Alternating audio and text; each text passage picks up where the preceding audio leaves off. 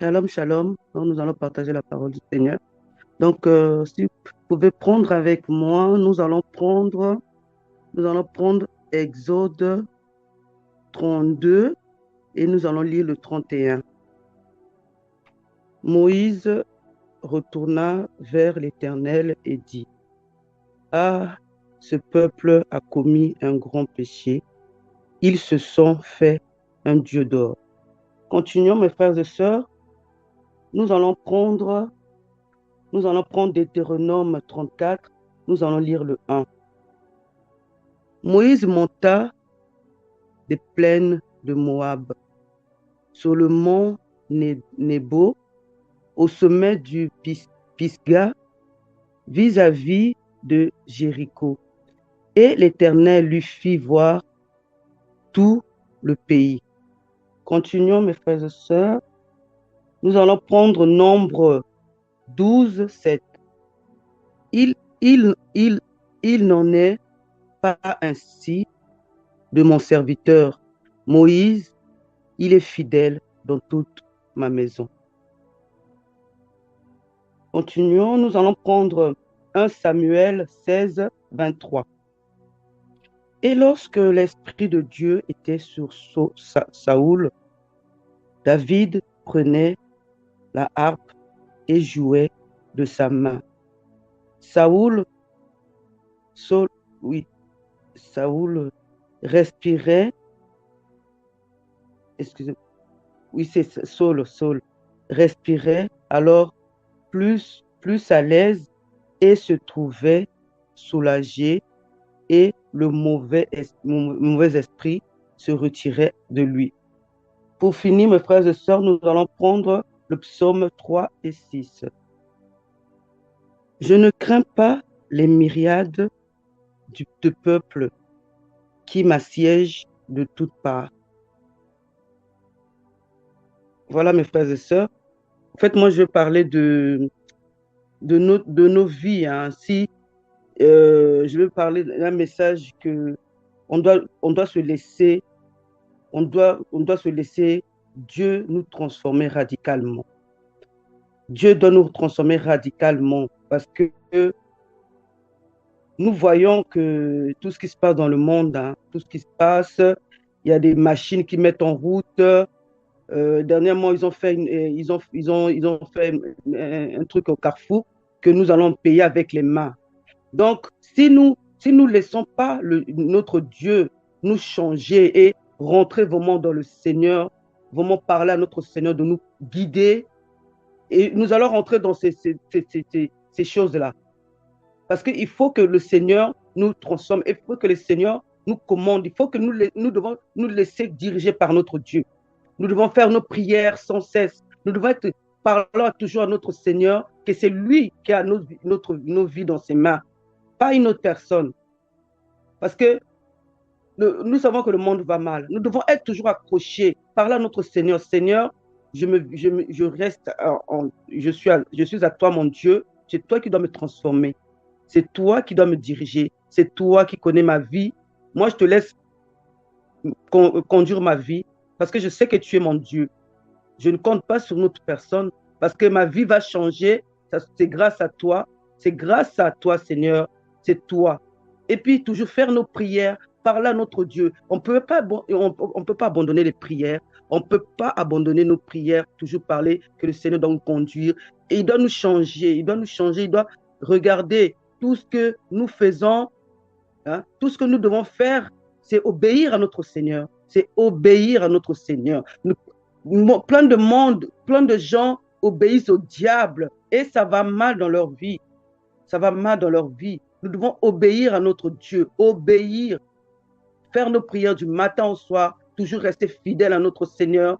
Avant de dormir, faire les prières, prier que le Seigneur nous protège. Et le Seigneur, il changera nos vies. Et le Seigneur, il va nous transformer. Le Seigneur va nous transformer. Et le Seigneur nous transformera aussi. Il va aussi nous transformer parce que c'est lui qui a notre vie dans ses mains. C'est lui qui nous a fait. Il a fait ce monde.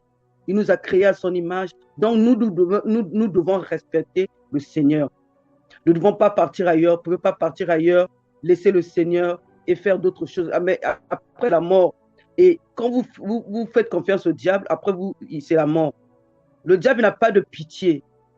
Au fait, le diable il va te donner doucement, doucement. Après, il va te reprendre. Il va reprendre ton âme et tu seras, tu vas mourir. Tandis que le Seigneur, si tu es à lui, parce qu'il il sait que c'est lui qui t'a créé. Il t'a créé pour le servir, il t'a créé pour faire des bonnes œuvres, il t'a créé pour être bien dans ta vie, pour être bien vraiment. Le Seigneur ne va jamais te faire du mal parce que c'est lui qui t'a créé. S'il voulait te faire du mal, alors il n'allait jamais te créer et tu n'allais jamais être là.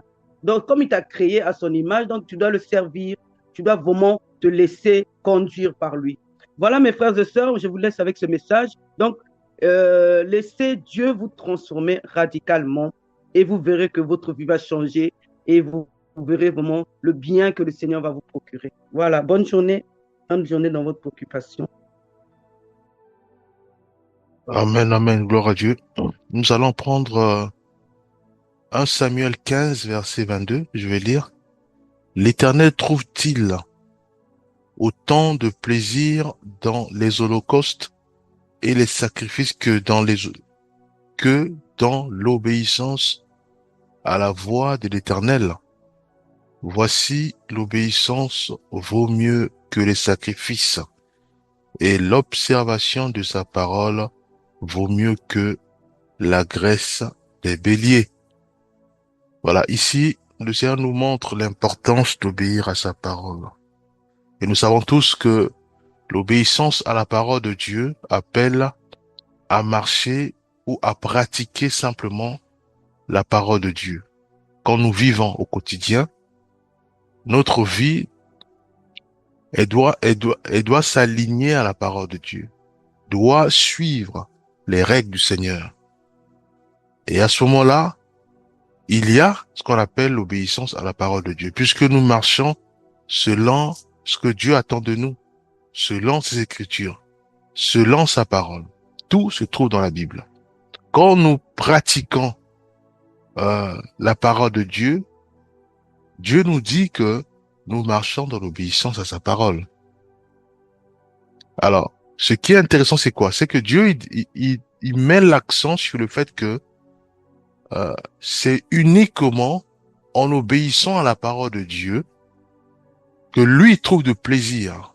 C'est uniquement en marchant selon ses règles établies dans la Bible.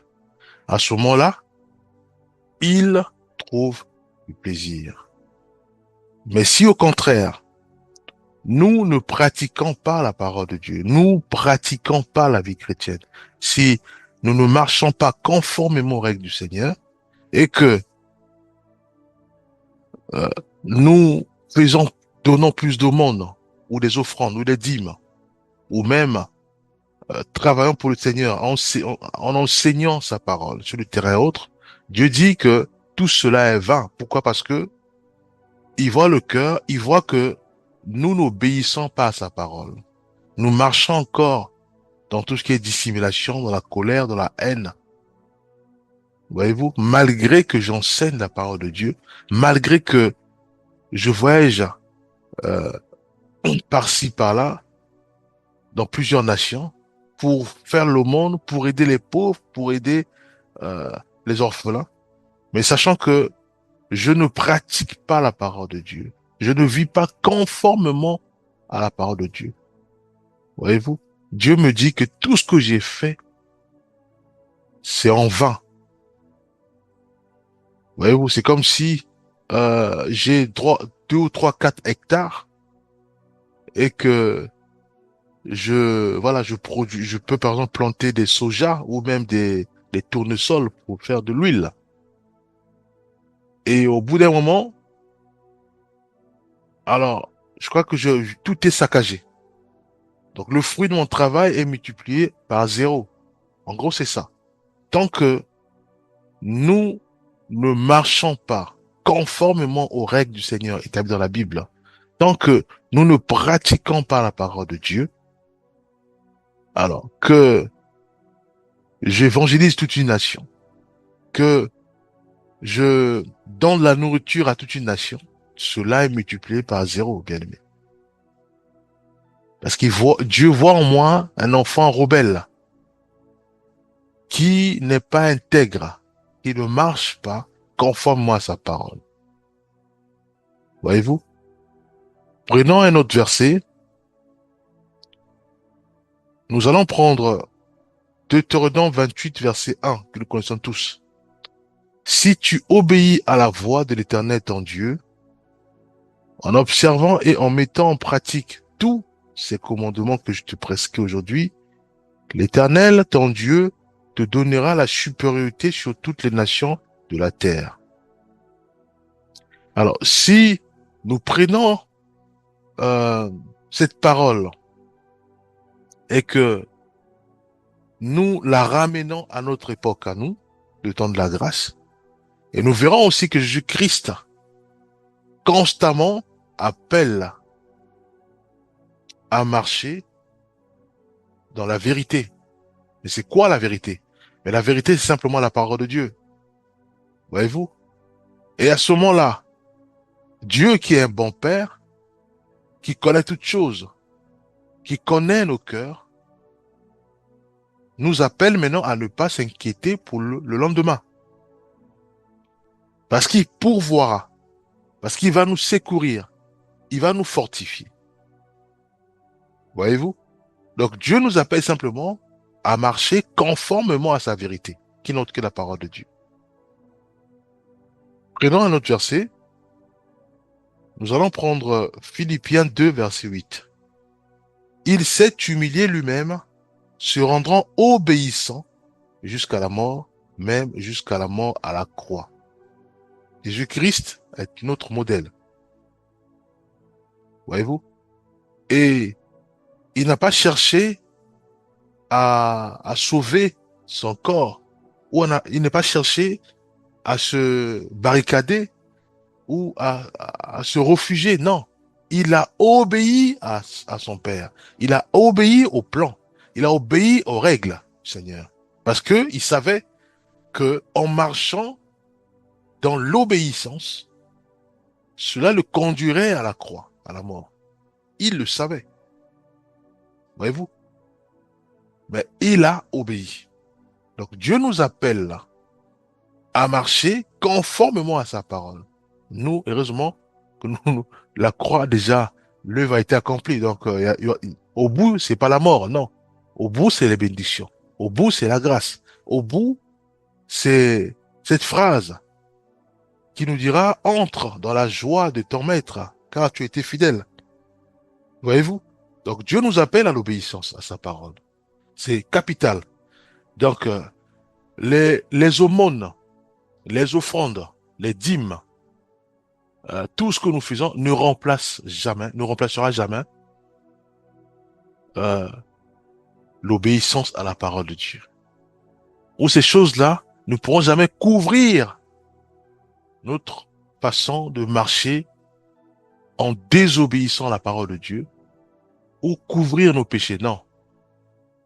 Le péché est nettoyé quand nous reconnaissons que nous marchons dans l'impudicité malgré que nous enseignons. Nous marchons dans tout ce qui est compromis, tout ce qui est, voilà. Voilà. À ce moment, nous reconnaissons et nous demandons pardon au Seigneur et Dieu nous aide à ne plus le faire. Parce qu'en fait, le pardon, ça veut dire simplement que je reconnais et je ne le ferai plus jamais. C'est ça la repentance. Voyez-vous? Donc le péché est absorbé totalement par la repentance. Uniquement ça. Pas l'aumône, pas les dîmes, pas les actions humanitaires ou les actions d'aide. Voyez-vous, c'est par la repentance. Et donc, si nous marchons, si nous voulons surtout pas pratiquer la parole de Dieu, ça veut dire que nous sommes désobéissants. Si nous voulons surtout pas, parce que nous sommes chrétiens, mais non que pratiquants, ça n'existe pas dans la Bible, parce que Dieu nous appelle à être comme Jésus-Christ. Et Jésus-Christ n'a jamais été chrétien non pratiquant. Non, il a toujours été chrétien pratiquant. Parce qu'on pratique la parole de Dieu. Un chrétien, c'est celui-là, c'est forcément celui-là ou celle-là qui pratique la parole de Dieu. C'est ça un chrétien. Donc nous marchons conformément aux Écritures. Notre cœur obéit à la parole de Dieu. Voyez-vous? Donc nous devons à tout prix prier en disant Seigneur, j'ai du mal à pratiquer ta parole. J'ai du mal à réfléchir ou à réaliser que je suis obligé de pratiquer ta parole. Maintenant, aide-moi réellement à pratiquer ta parole au quotidien, à travers tout ce que je dis, à travers à travers ma bouche, dans mon langage, que vraiment qu'il y ait la douceur, qu'il y ait la bienveillance, que j'attise la paix et l'amour, et non le mal. Voyez-vous, tout cela passe dans la prière, puisque de nous-mêmes, on ne peut rien faire.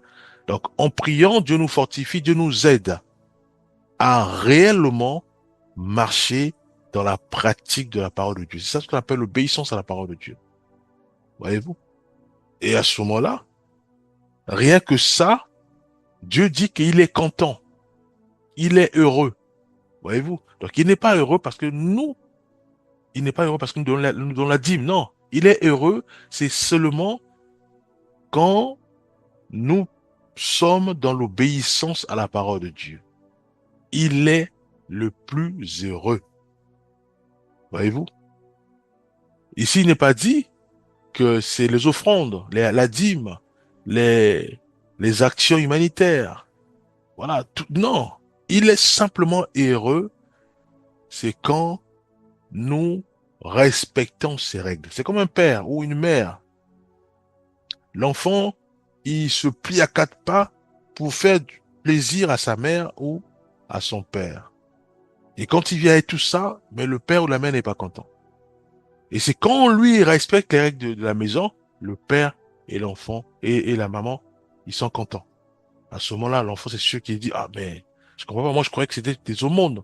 Non, c'est simplement quand nous obéissons à la parole de Dieu. Voilà ce que je tenais à partager. Je laisse la parole à notre bien-aimé Théo.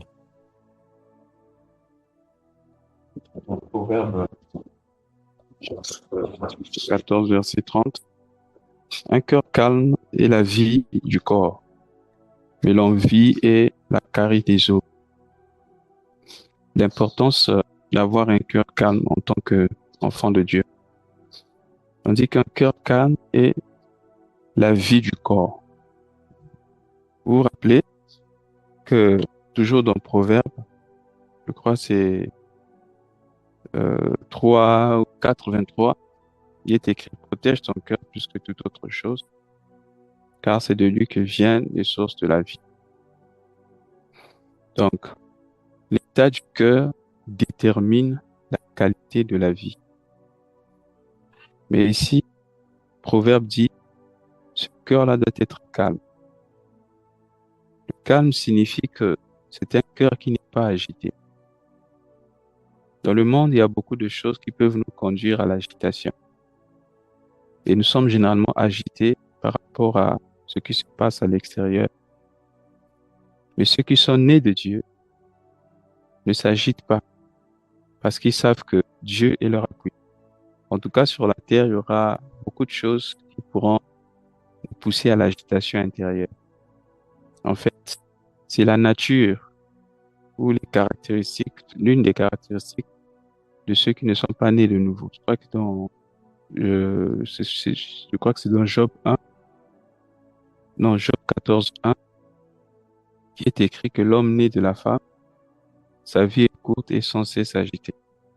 Mais celui qui est né de l'esprit ne s'agite pas.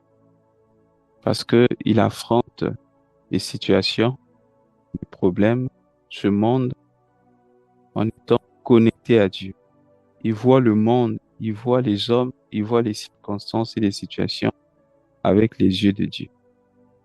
Lorsque nous affrontons les situations avec les yeux de Dieu, nous voyons toutes choses avec les yeux de Dieu. Rien sur la terre ne pourra nous déstabiliser et nous ne serons jamais instables à l'intérieur. Qu'est-ce qui agite les hommes généralement? Le Seigneur Jésus l'avait reconnu quand il a dit aux disciples, ne vous inquiétez pas de ce que vous allez manger, quoi sera votre lendemain, car le lendemain prendra soin de lui-même. Donc le fait d'avoir peur du lendemain peut produire l'agitation à l'intérieur. Qu'est-ce qui fait que les hommes s'agitent? Généralement, les hommes vivent en fonction des autres. On se compare. Est-ce que vous savez que le fait d'être pauvre ou riche, c'est toujours en fonction de quelqu'un d'autre? Parce qu'on veut être comme. Et comme nous sommes focalisés sur la philosophie du monde, on voit les choses selon que le monde nous les présente. Le monde nous donne des standards et du coup, si on n'a pas ce que le monde pense que nous devons avoir, cela crée de l'agitation à l'intérieur. Vous voyez des gens être tourmentés simplement parce que, voilà, on n'a pas pu offrir des vacances que eux ils croient des vacances dignes. Non, pour les vacances, je vais aller dans tel ou tel pays parce que, surtout les femmes, hein, parce que euh, ma copine était allée à tel ou tel pays ou dans telle ou telle ville pour les vacances. Donc, mais voilà, moi, je dois avoir tel ou tel habit parce que voilà, tout le monde porte cet habit-là. Je vais avoir telle ou telle voiture. Je vais avoir tel ou tel téléphone, etc. Vous voyez, on dit un cœur calme, c'est quoi? C'est la vie du corps. Parce que le cœur calme apporte la vie, la sérénité. Mais l'envie est la carie des os. C'est-à-dire un cœur envieux, rempli d'envie, on veut avoir tout ce que nos yeux regardent et du coup, on est stressé, on est tourmenté à l'intérieur. Pourquoi? Parce que l'envie remplit nos cœurs. Voilà pourquoi l'un des commandements, c'est ne convoite point. Ne convoite point ce qui est à ton prochain. Et Paul a dit dans Philippiens 4, 6 à 8, 6 à 7, ne vous inquiétez de rien, mais en toute chose faites connaître vos besoins à Dieu par la prière et la paix de Dieu. Je dirais, et le calme qui vient de Dieu gardera vos cœurs et vos pensées en Christ. Donc, bien-aimés dans le Seigneur, quel que soit ce que le monde connaît, quel que soit bien-aimé, le trouble ou encore l'instabilité du monde, des hommes, des attitudes des hommes, comportements des hommes, nous devons veiller à ce que notre cœur soit toujours dans le calme. N'oublions pas qu'il est écrit que ceux qui chercheront à vivre pieusement dans le Seigneur seront persécutés. Ça veut dire que même au milieu de notre service, avec les hommes, même avec ceux de la famille, bien aimés, il y aura des situations qui pourront nous pousser à avoir un cœur agité au-dedans. Mais si nous sommes connectés à Dieu, nous nous appuyons sur le Seigneur, notre cœur sera toujours calme. L'une des choses qui tourmente les cœurs, c'est l'amour du monde. 1 Jean 2, 15 à 17 dit, n'aimez pas le monde, ni les choses qui sont dans le monde. Car tout ce qui vient dans le monde, on sait trois choses. La convoitise des yeux, la convoitise de la chair et l'orgueil de la vie. Il dit, toutes ces choses ne viennent pas du monde, viennent du monde, mais ne viennent pas du Père. Et celui qui aime le monde ne saurait plaire au Père, ne saurait faire plaisir au Père. Pourquoi? Parce que le monde est en inimitié avec le Seigneur. Et celui qui aime le monde ne pourra jamais aimer Dieu. Donc voilà pourquoi, bien aimé dans le Seigneur, prions que Dieu soit le seul appui, que Dieu soit le seul tout de notre vie, que Dieu soit notre joie, et ainsi rien sur la terre ne pourra nous déstabiliser. Il est vrai que la vie chrétienne, c'est une vie des hauts et des bas, mais ça sera haut et bas à l'extérieur. Dedans, il y aura toujours le calme, il y aura toujours la paix. Amen. Que Dieu nous bénisse et qu'il nous aide à avoir toujours un cœur calme, quel que soit ce qui arrive, même si il y a passons une zone de turbulence, même si les gens sont agités au dehors, agités parce qu'il y a eu croissance, il y a eu flambée des prix, agités parce qu'il y a une pandémie, agités parce que, bon, ben voilà, les bourses ou encore le système économique est en train de s'effondrer, tout ça là, laissez que les gens s'agitent. Mais nous qui avons un appui sûr, nous devons avoir un cœur calme. Un cœur calme dans le foyer est très important. Ça permet au couple d'être stable. Ça permet aussi à communiquer la même paix, le même calme auprès des enfants, pour avoir des enfants qui sont équilibrés mentalement, équilibrés émotionnellement. Amen. Que Dieu nous bénisse.